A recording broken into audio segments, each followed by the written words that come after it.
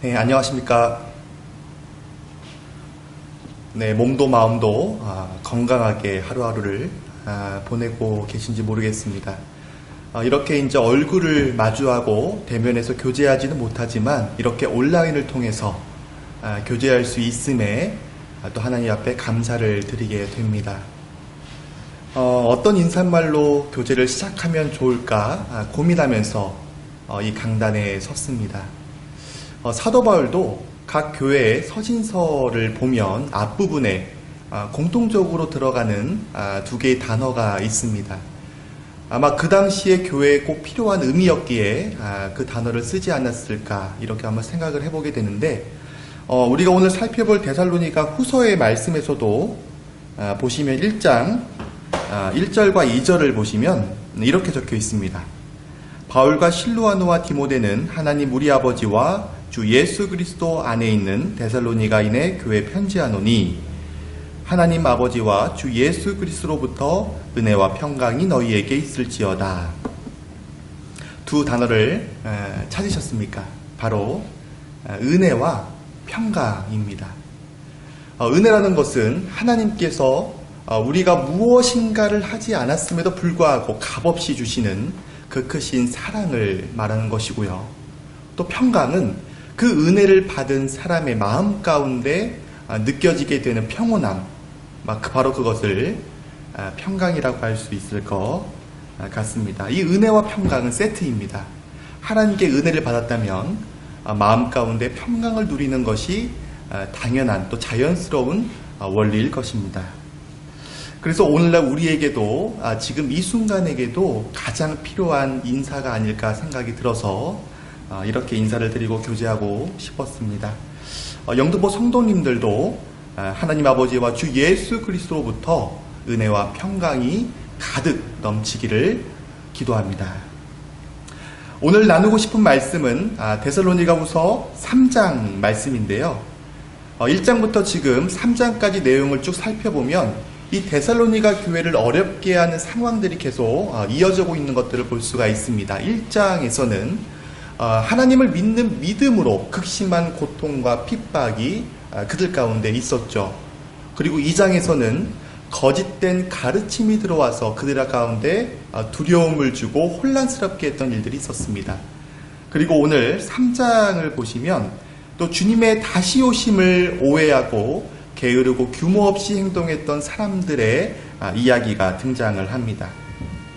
이 게으름은요, 여러 문제를 초래합니다. 특히나 이 그리스도인들이 경계해야 될 부분인 것입니다. 이것은 다른 사람들에게 피해만 줄 뿐만 아니라 더 큰 문제를 가져올 수가 있습니다. 그래서 오늘 빛나는 소망이라는 주제를 가지고 그 문제가 무엇인지를 함께 살펴보기를 원합니다. 우선은 본문 말씀 3장 6절부터 15절 말씀을 읽도록 하겠습니다. 데살로니가 후서 3장 6절부터 15절 말씀입니다.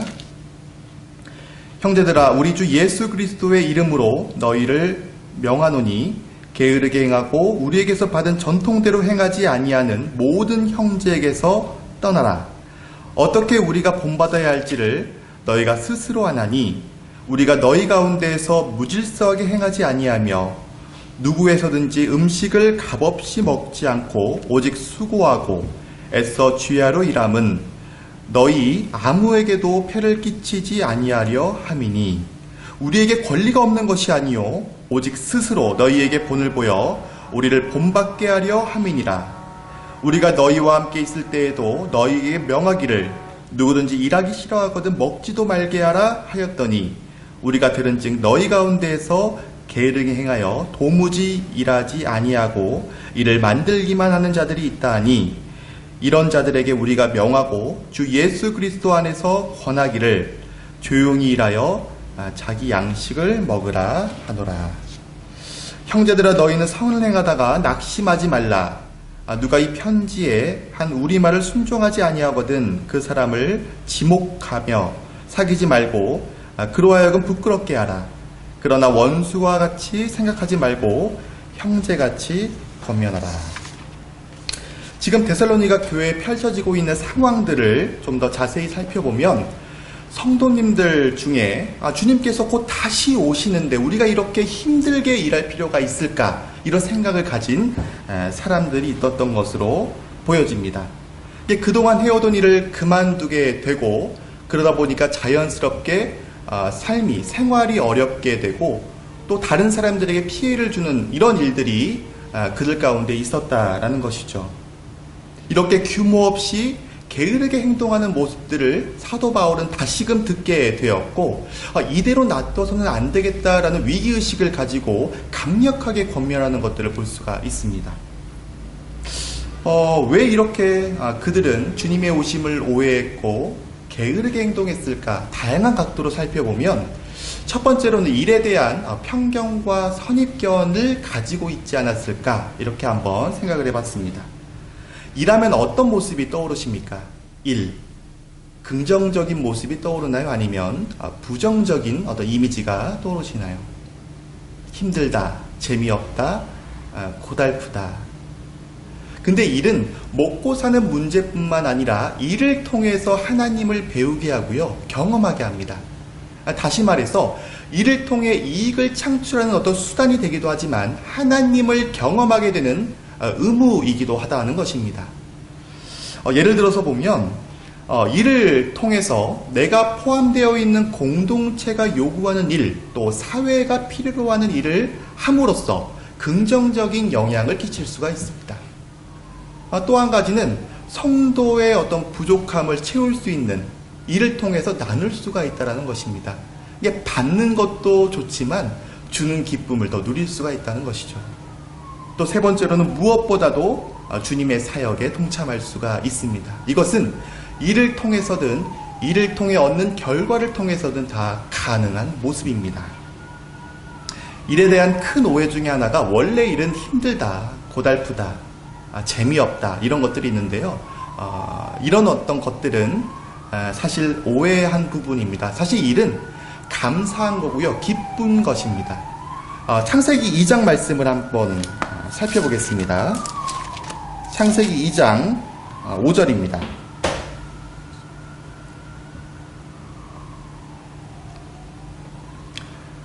네, 읽어보겠습니다. 여호와 하나님이 땅에 비를 내리지 아니하셨고 땅을 갈 사람도 없었으므로 들에는 초목이 아직 없었고 밭에는 채소가 나지 아니하였으며. 자, 밭을 갈 사람이 없었고 그러면 밭을 갈 사람이 이제 필요하고 앞으로 지어질 것이라는 것들을 보여주고 있습니다. 또 15절 말씀을 보면 여호와 하나님이 그 사람을 이끌어 에덴 동산에 두어 그것을 경작하며 지키게 하시고. 지금 하나님께서 사람을 지으시고 에덴 동산에 두셨습니다. 그리고 그들에게 역할과 책임을 주었죠.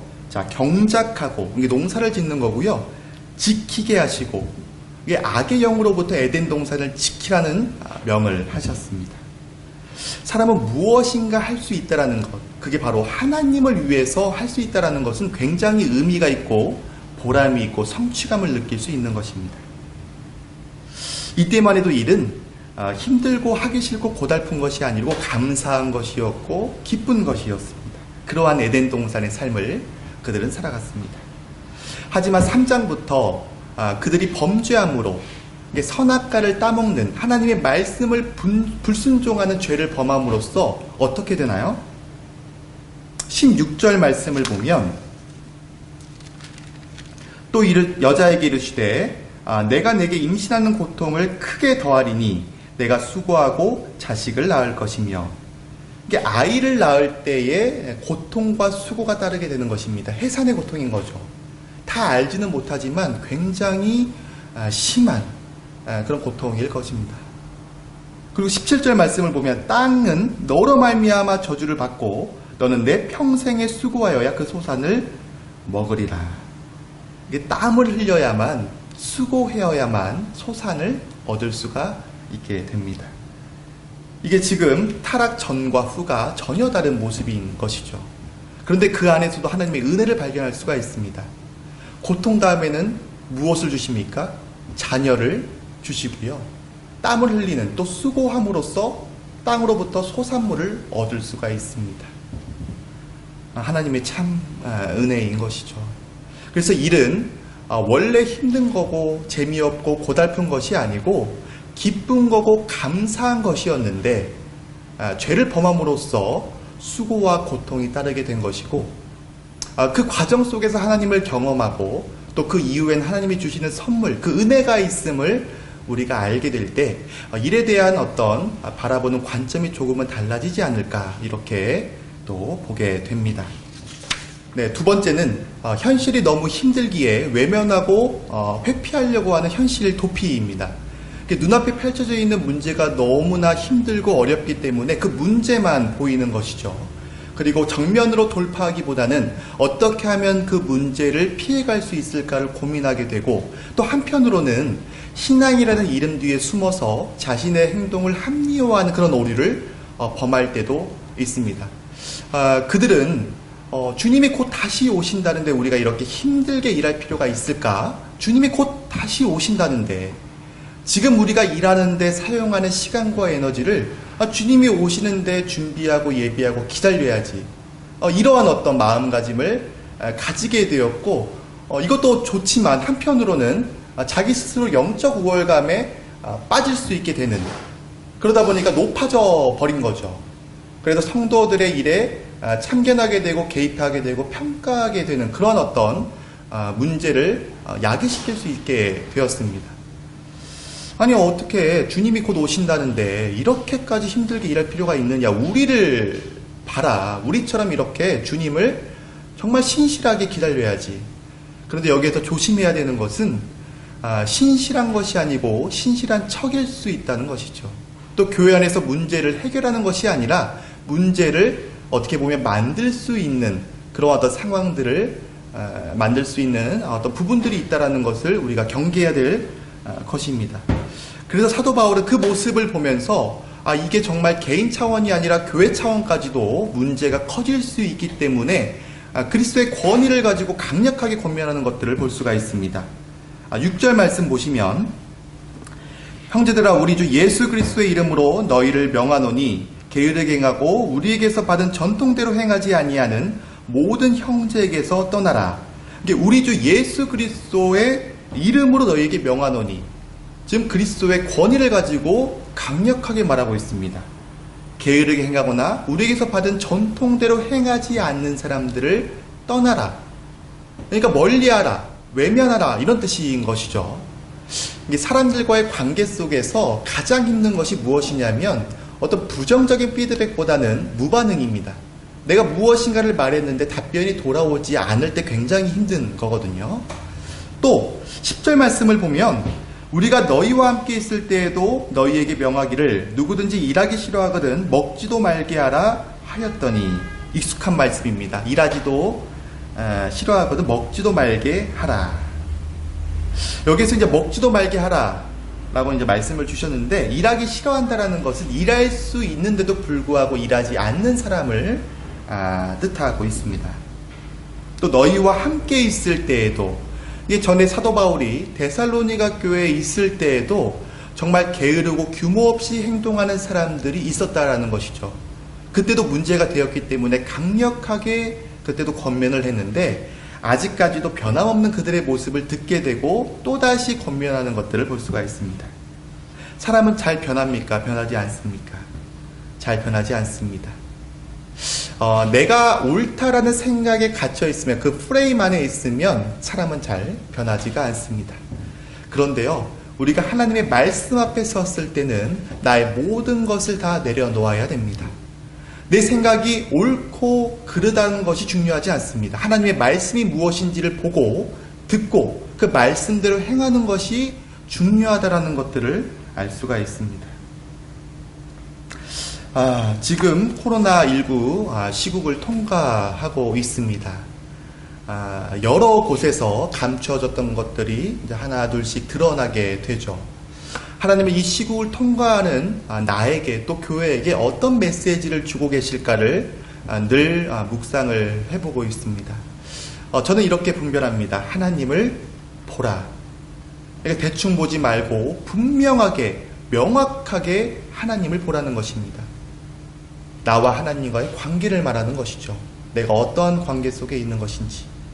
믿지 않는 사람이라고 한다면 그 관계를 회복할 수 있도록, 또 믿는 성도들이라고 한다면 하나님의 관계가 얼마나 친밀한가를, 신앙을 돌아보게 하는 아주 중요한 기회라는 것들을 생각해 보게 됩니다. 또 이어서 14절 말씀을 이렇게 보면, 누가 이 편지에 한 우리말을 순종하지 아니하거든 그 사람을 지목하여 사귀지 말고 그로 하여금 부끄럽게 하라. 이게 우리가 누군가 이렇게 지목을 하게 되면 주변에서 이제 주목을 하게 되잖아요.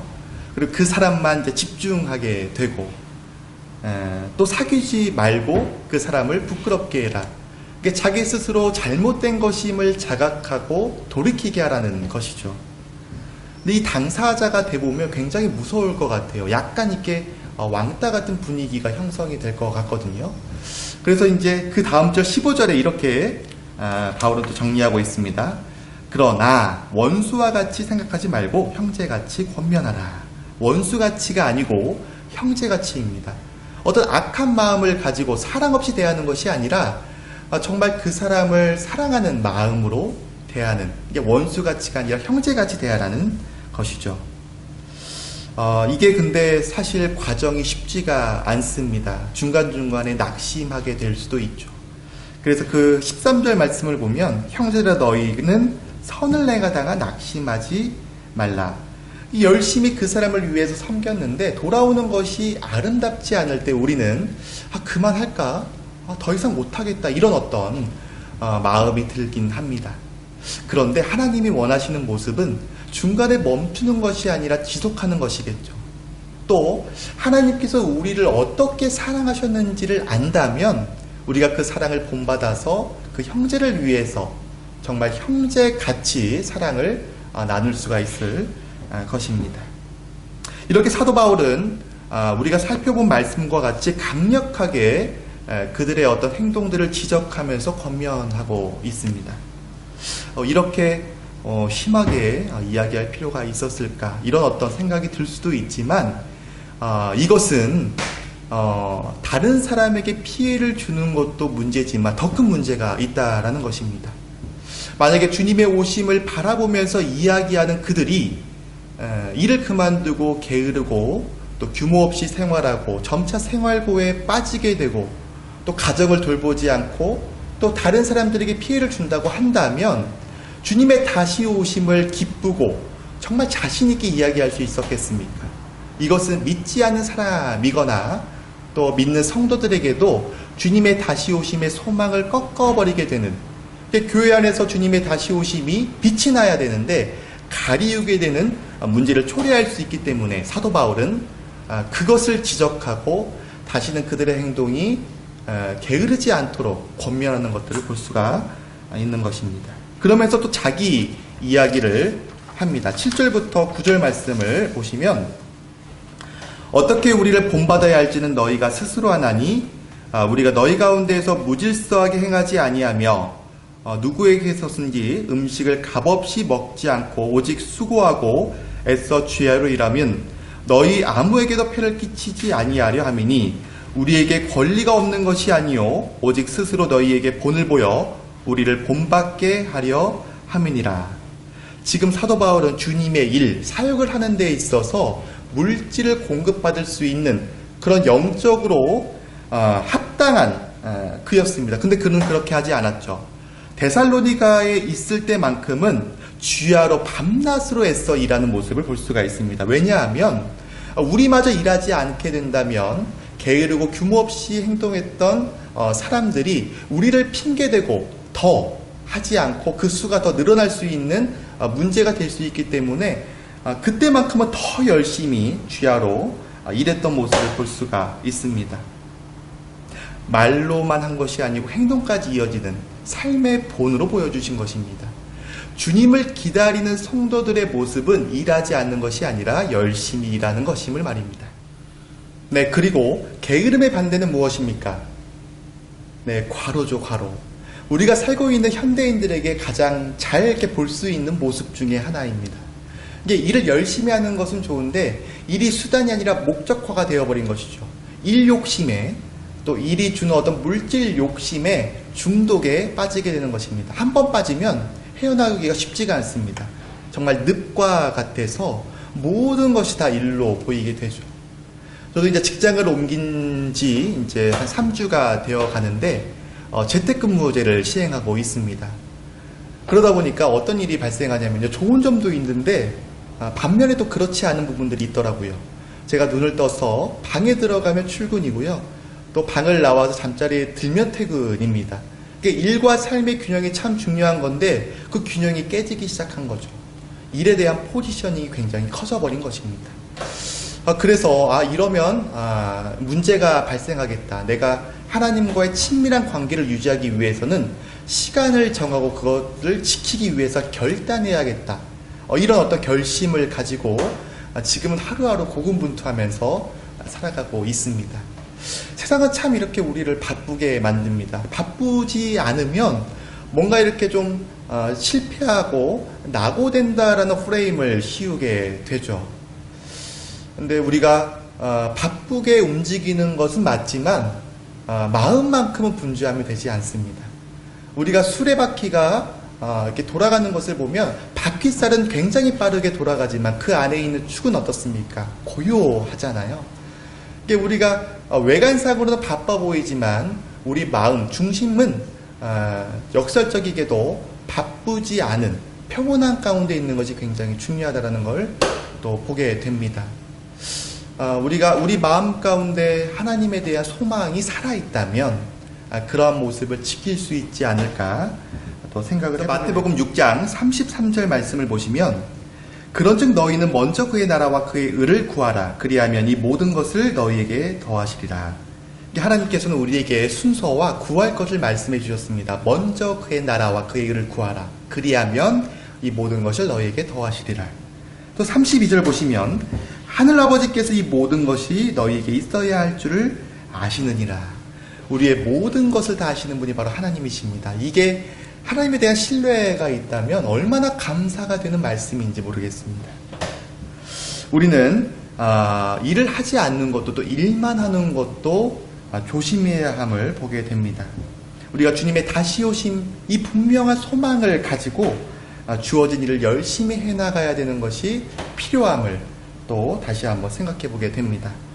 이렇게 사도 바울은 데살로니가 교회를 향해서 사랑의 권면을 계속 이어가면서 마지막에는 은혜와 평강을 이야기하면서 이 편지를 마무리하는 것을 볼 수가 있습니다. 16절 본문 말씀 데살로니가후서 3장 16절 보시면 평강의 주께서 친히 때마다 다 일마다 너희에게 평강을 주시고 주께서 너희 모든 사람과 함께 하시기를 원하노라. 이게 평강의 하나님께서 우리에게는 평강을 주십니다. 그 평강을 잘 받아야 되겠죠. 근데 받지 못하는 경우는 세상의 것을 잡고 있거나 또 세상의 것을 잡으려 할 때 하나님께서 주시는 평강을 온전히 받지 못하는 것을 볼 수가 있습니다. 하나님은요, 친히 때마다 우리가 괴로울 때나 슬플 때나 정말 외로울 때나 또 일마다 취업이나 건강이나 사업이나 그 일마다 때마다 평강을 주신다는 것이죠. 이렇게 생각해 보면 우리가 이제 문제를 직면했을 때 자꾸 우리 안에서 또 세상에서의 답을 찾으려고 합니다. 하지만 우리는 어떻게 해야 됩니까? 평강의 하나님이 주시는 평강을 바라볼 수 있어야 되는 것입니다. 그 지혜가 우리에게 있어야 함을 볼 수가 있습니다. 또 18절 보면 우리 주 예수 그리스도의 은혜가 너희 무리에게 있을지어다. 우리는 은혜로 살아갑니다. 은혜 아니면 살아갈 수 없는 존재입니다. 우리의 호흡 하나하나도 하나님께서 붙들고 계시기 때문에 지금도 이렇게 숨을 쉴 수가 있는 것입니다. 우리가 구원받은 것도 보면 말로 다 표현할 수가 없잖아요. 이것은 하나님의 은혜이기 때문입니다. 또 믿고 난 후에도 신앙을 생활하는 데 있어서도 하나님의 은혜가 아니면 지킬 수가 없는 것이죠. 정말 하나님의 은혜가 우리 가운데 항상 있음을 보게 됩니다. 우리가 처한 가운데에서도 지금도 은혜가 있습니다. 로마서 8장 18절 말씀을 보면 생각한 건데 현재의 고난은 장차 우리에게 나타날 영광과 비교할 수 없도다. 저는 이 말씀을 보면서 지금 처해져 있는 고난이 너무 힘들고 어렵지만 장차 우리에게 펼쳐질 영광이 너무나 크기 때문에 참고 견디고 이겨내자, 이렇게 말씀을 보았는데 다시 보니까 비교할 수가 없도다. 비교 대상이 아니라는 겁니다. 우리에게 다가오는 그 영광이 너무나 크기 때문에 비교할 수가 없는 거죠. 당연하더라고요. 또 빌립보서 4장 6절부터 7절 말씀을 보면 아무것도 염려하지 말고 다만 모든 일에 기도와 간구로 너희 구할 것을 감사함으로 하나님께 아뢰라. 그리하면 모든 지각에 뛰어난 하나님의 평강이 그리스도 예수 안에서 너희 마음과 생각을 지키시리라. 지금 우리에게 벌어지고 있는 일들을 보면 얼마나 걱정과 고민과 염려투성입니까? 그런데 아무것도 염려하지 말고 너희 구할 것을 하나님께 감사함으로 아뢰라. 우리가 지금 자꾸 염려하는데 시간과 에너지를 쏟는 것이 아니라 정말 하나님께 간구하는데 힘을 쏟아야 됨을 볼 수가 있습니다. 그러면 하나님께로 오는 평강이 너희의 생각과 마음을 지켜주신다. 문득 오 놀라운 구세주 예수내주라는 찬양이 떠올랐습니다.